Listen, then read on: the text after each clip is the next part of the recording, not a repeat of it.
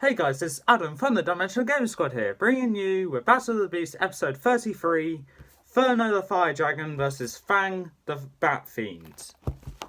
And I don't know if you can hear me, it's actually getting hard for me to speak right now, 20 seconds in, so I'm just gonna pull it down. There we go. That was a bad idea.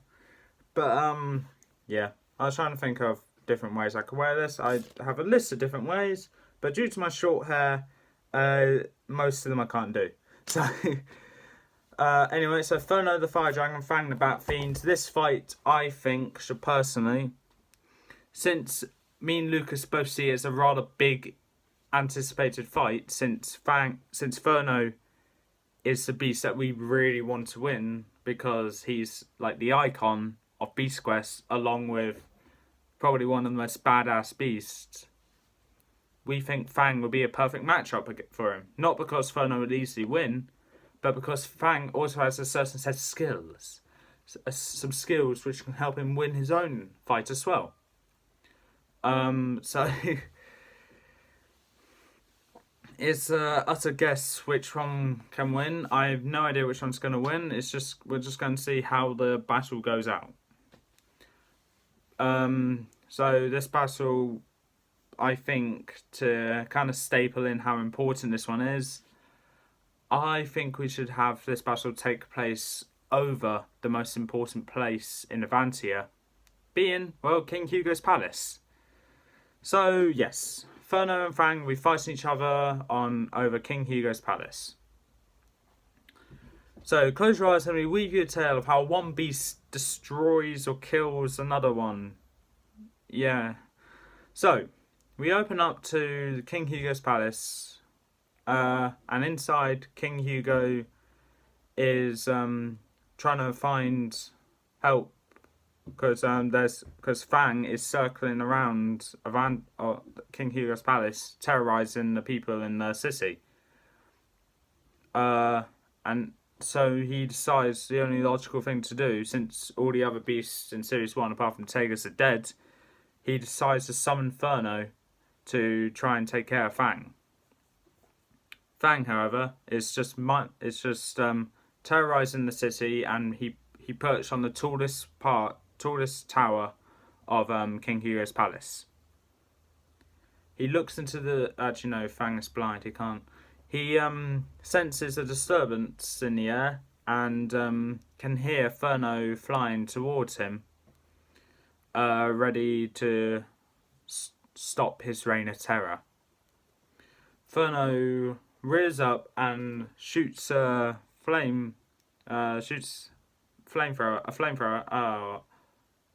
blast of fire, let's say, directly at Fang. Fang leaps off the tower and plummets down, pulling up at the last minute, flapping his wings to try and to avoid that flame. He does successfully. And then Ferno's experiencing the side effects of Fang's ability, and that is every time Fang flaps his wings, his enemy's vision gets blurred, meaning that now this is a battle of two blind beasts. Ferno, however, not having as good hearing as Fang, it's just like a sitting duck now, just trying to sense Fang to blast fire at him. Fang is meanwhile just flapping around Ferno, taunting him. Then suddenly he plummets down onto Ferno. Oh yeah, Ferno's the larger beast, by the way, no question about it. Fang plummets down onto Ferno and digs his claws into Ferno, trying to get an easy kill on him. Ferno senses this and uses his tail as a whip to whip Fang off him, and then hoping that Fang went the right direction to fall off him, so going off his head, so rolling off his back, off his head, Ferno blasts fire at in generally right in front of him, but and Fang was about to get hit by it, but he dodges it just barely. Fang swoops up underneath Ferno this time and digs his claws into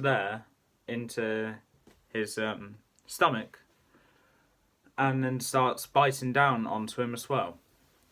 Ferno shakes around a lot and starts flying down closer to the ground, away from King Hugo's palace, going towards the central plains, slowly getting lower and lower until Fang is now touching the floor, and Ferno doesn't go down any lower and keeps flying, and Fang just keeps getting his head brushed against the floor until a boulder gets in the way and just hits Fang directly in the head, knocking him off Ferno and causing Fang to fall down onto the ground, which he wasn't really far away from.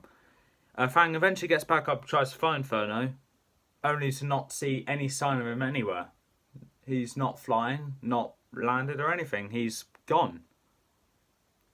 Fang screeches in annoyance and starts to fly away, when suddenly he's surprised by a blast of fire coming from what seems like nowhere to Fang, because, well, he still can't see. For those of you who can't remember, one of Ferno's abilities is to disguise himself as a rock. So that's what Ferno's doing. He disguised himself as a rock. So I just got a message from someone. I'm going to need to check that out as soon as I'm done with this, because it's relatively important. So, yeah.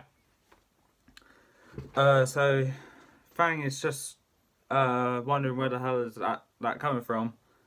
So he starts flapping his wings to try and blur Ferno's vision again. But little did Fang know that Ferno already has his eyes closed, and since they're in the Central Plains, it's a perfect place for Ferno to not even care about where he's shooting, because there's no castle, no anything nearby. So he just releases a bolt of flame going all around Ferno, on the dried grass that's everywhere, going into the sky, directly in front of him, going around. Fang is trying to dodge all of this. But unfortunately, when dodging one that was aiming for the air, he ducks down, only to be surprised by the flame following after him and hits him directly, well, everywhere, knocking Fang down. Ferno reveals himself from the rock and flies towards Fang, grabs him by his talons, and lifts Fang up into the sky. I should say Ferno has grabbed Fang by his wings so he can't flap. And then what Ferno does is that he uses his tail to just whip Fang a few times for no reason whatsoever. He lets go of Fang, and before Fang can start flapping again, he hits Fang one more time with his tail in the head, knocking him out, causing Fang to plummet down to the ground of the Central Plains. And just before Fang can regain himself, Fang is surprised to see a blast of flame from Ferno hit directly onto Fang, covering him completely in flames. I don't know how else to end this apart from to say that if Fang can survive intense flames along with a really high drop, he deserves to win. But Fang, I'm going to say doesn't. I'm going to say won't survive that. Just to make sure Fang is dead though, Ferno lands right next to Fang. And just try to set up a little bit of a campfire. Picks up some dried grass everywhere. Yeah, I know it's a bit silly, but this is Ferno trying to have a bit of a laugh because Fang is a bit kind of knocked out at the moment. Gets some dried grass, puts it all over Fang, and then just gets the largest amount of fire that he can get in his throat and just launches it out towards the pile of dried grass and Fang, incinerating Fang to ash. Ferno, the original beast, has won this fight. Fang has lost. And if any of you are going to ask, I did not purposely make Ferno win, simply because he's the original beast. He has to make it through to round 2. Ferno has won because I actually see Ferno winning more fights against Fang than Fang winning fights against Ferno. So yeah, Ferno has won, Fang has lost, and this was a relatively short collection of videos I uploaded today. Anyway, that's all for this time. If you liked what you saw, leave a like, leave a comment, don't forget to subscribe, press the notification bell down in the corner below, and I'll see you next time.